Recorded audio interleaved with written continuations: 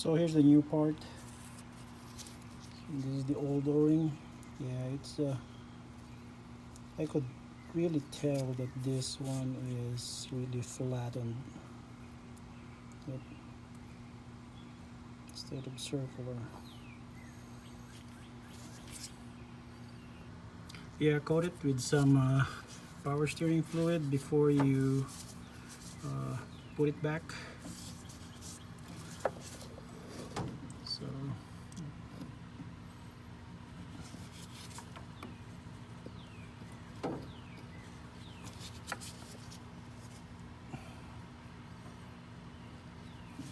honestly, I'm still struggling to align it back because the o-ring is now large. Okay, now it's there.